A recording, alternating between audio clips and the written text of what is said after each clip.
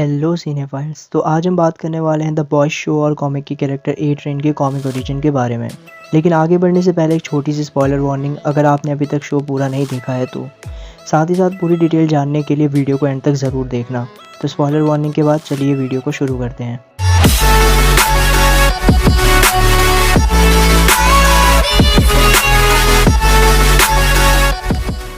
ए train comics का एक ऐसा कैरेक्टर है जिसे कॉमिक्स से काफ़ी डिफरेंट दिखाया गया है।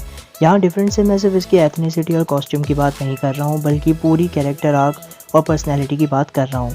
पहले बात करते हैं कॉमिक्स में इसकी ओरिजिन की। तो सच ये है कि कॉमिक्स में इसका एज सच ओरिजिन नहीं बताया हुआ है। ऑनेस्टली कॉमिक्स में ए ट्रेन को कोई खास कैरेक्टर डेप्थ नहीं दी है और ना ही उसके पास्ट पर कोई बात करी है। तो जो भी बाकी डिटेल्स हमें कॉमिक्स में बताई गई है मैं उसकी बात करता हूँ। ए ट्रेन को भी द वॉट ने कंपाउंड वी देकर बनाया था, बाकी सुपर हीरोज़ की तरह। कॉमिक्स में उसे सबसे पहले दिखाया गया था द बॉयज़ इशू 1 में, जहां वो एक सुपर विलन से फाइट करते हुए उस विलन को एक दीवार पर पटक देता है। लेकिन वहीं ह्यूई और उसकी गर्लफ्रेंड रॉबिन भी मौजूद होते हैं और उस विलन के साथ ही रॉबिन भी उस दीवार में क्रश हो जाती है और उसकी डेथ हो जाती है।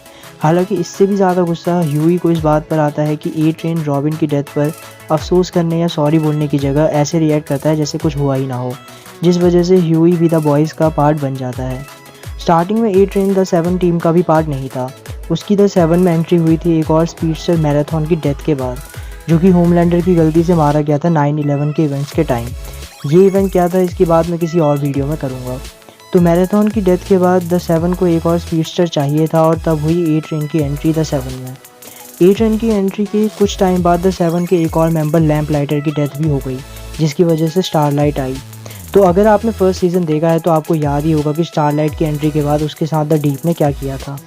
What? I mean, you said you had a crush on me. I figured that, you know.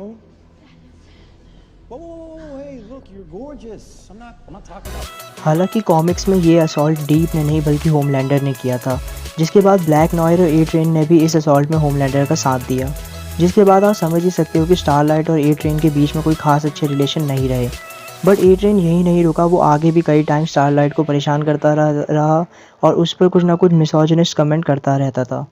लेकिन द 7 की पब्लिक इमेज को बनाए रखने के लिए ये बात होमलैंडर को पसंद नहीं आई और वो टाइम टू टाइम इस बात पर ए ट्रेन को डराता रहता था।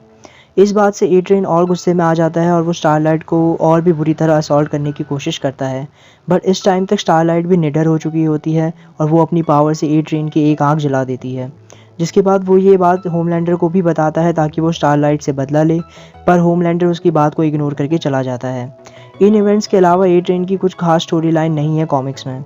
ए ट्रेन की डेथ की बात करूं तो फाइनल शोडाउन में जहां होमलैंडर व्हाइट हाउस पर अटैक कर देता है, वहां ए ट्रेन होमलैंडर के साथ नहीं देता और कहीं छुप जाता है। व्हाइट हाउस में क्या होता है ये जानने के लिए आप आई बटन पर क्लिक करके ब्लैक नॉयर या होमलैंडर की कॉमिक ओरिजिन को देख सकते हैं। खैर, हालांकि इसके बाद बुचर उसे किडनैप करके ह्यूई के सामने ले आता है, जहां बुचर उसे द 7 की रिकॉर्डिंग सुनाता है, जहां वो रॉबिन की डेथ और ह्यूई का मजाक उड़ा रहे होते हैं। लेकिन इसके बाद भी ह्यूई उसे मारता नहीं है।